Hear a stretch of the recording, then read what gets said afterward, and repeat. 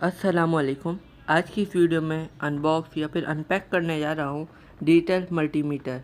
इसकी price range 300 से 350 तक की है या फिर 250 से 350 तक की। और चलें फिर इसकी स्पेसिफिकेशन देख लेते हैं।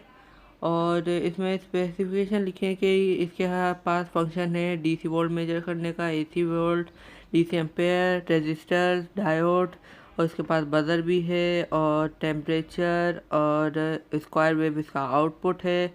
और ये बैटरी टेस्ट भी कर सकता है। और सबसे नीचे ऑपरेशन इंस्ट्रक्शन लिखी हुई है, मतलब चलाने का तरीका। और मैंने पैकेट पहले से ही काट लिया था।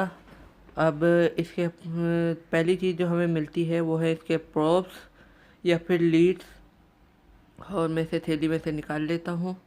और आप देख सकते हैं प्रोब्स की क्वालिटी अच्छी है, अच्छी बिल्ड क्वालिटी है। इस पर लिखा हुआ तो 1000 वोल्ट है, लेकिन ये 250 वोल्ट से ज़्यादा एक्सीड करने पर मैं हल्के से शॉर्ट सर्किट हो जाती है। और अब है हमारे पास बैटरी। ये 9 वोल्ट की बैटरी है जो इसे पावर देगी। और ये हमारे पास इसका मैनुअल आ गया कि सिलेक्शन सेंटर क्या कैसे इस्तेमाल करना है वगैरह वगैरह। और अब हमारे पास है मल्टीमीटर।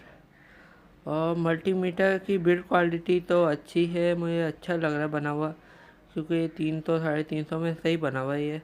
और ब्लू वाला पोर्ट जो था वो ट्रांजिस्टर चेक करने का, और बाकी 3 पोर्ट्स प्रोब्स या लीड्स लगाने के। और इसका ये बटन भी काफ़ी अच्छा है जिससे हम सिलेक्ट कर सकते हैं हमारी रेंज या फिर हमें जो चीज़ इस्तेमाल करनी है, जो चीज़ मेजर करनी है। और इसके पीछे लिखा हुआ है कि इसके पास कोई ऑपरेटर सर्विसेबल पार्ट, मतलब कोई जो बंदा इस्तेमाल कर रहा है वो खुद से अगर कोई चीज़ ख़राब है तो बदल नहीं सकता। लेकिन जो एनालॉग होते थे उसमें तकरीबन ही सब कुछ आप बदल सकते थे और ख़ुद से। और जैसा कि अब इस वाले डिजिटल मल्टीमीटर में नहीं है। मुझे उम्मीद है कि आपको वीडियो पसंद आई होगी। पसंद आए तो लाइक कीजिएगा, मेरे चैनल को सब्सक्राइब कीजिएगा, अपनी राय मुझे कमेंट सेक्शन में बताइएगा। अगर आप चाहते हैं मैं इसका कंपैरिजन या रिव्यू लाऊं तो बता दिएगा। और अल्लाह हाफिज़।